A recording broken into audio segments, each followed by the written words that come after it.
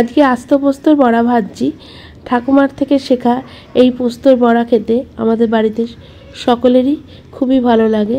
তাই ভাবলাম মুখে যখন স্বাদ নেই, গরম গরম ভাত দিয়ে এই পোস্তর বড়া ভেজেই খাবো। তার জন্য পোস্ত বাটার কোনো দরকার পড়বে না।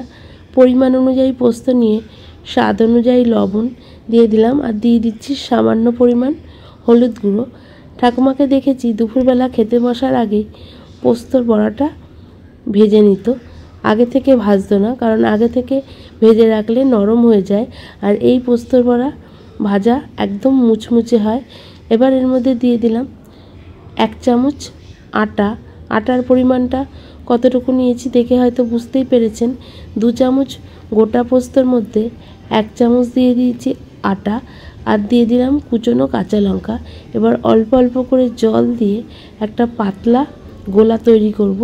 গোলাটা যেন একদম মোটা না হয়, একদম পাতলা হয়। এর মধ্যে প্রায় আমি 3 চামচ জল দিয়েছি অল্প অল্প করে। এই জলের পরিমাণটা একটু খেয়াল করেই দিতে হবে। একদম পাতলা করে গোলা হয়ে গেছে। এবার সর্ষের তেলে ভাজবো। আমি তো কড়াইতে ভাজছি। যদি কারোর বাড়িতে লোহার তাওয়া থাকে, সেই লোহার তাওয়ার মধ্যে অল্প পরিমাণ সর্ষের তেল দিয়ে তেল গরম করে এই গোলাটা দিয়ে দিতে হবে। একটা বড় করে বড়া আমার ঠাকুমা ভেজে আমাদের সকলের পাতে ভেঙে ভেঙে দিতেন। এবার 2 চামচ মতো এই গোলা দিয়ে দিলাম। মিডিয়াম আঁচে কিছুক্ষণ মতো ভেজে নিচ্ছি। ওপরটা শুকিয়ে এলেই আমি উল্টে দেব। আস্তে আস্তে চারিদিকটা ভাজতে শুরু করে দিয়েছে। খুব ভালো করে জমাট বেঁধে গেছে। এবার উল্টে দেব। পুরো বড়াটাই ভাজতে হবে মিডিয়াম আঁচে। চারিদিক থেকে ছাড়িয়ে আর একটু কিছুক্ষণ রেখে দেবো, কারণ পুরোপুরি এখনও শুকিয়ে যায়নি। এবার উল্টে দিচ্ছি। এইভাবে সব বড়াগুলো ভেজে নিচ্ছি। কারা কারা এইভাবে পোস্তর বড়া ভাজা খেয়েছেন অবশ্যই জানাবেন। পোস্ত বাটা দিয়ে তো বড়া খাওয়াই হয়।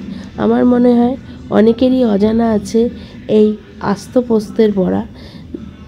যদি আপনাদের ভালো লাগে তাহলে এইভাবে একদিন অল্প করে পোস্ত নিয়ে বড়া বানিয়ে খেতে পারেন।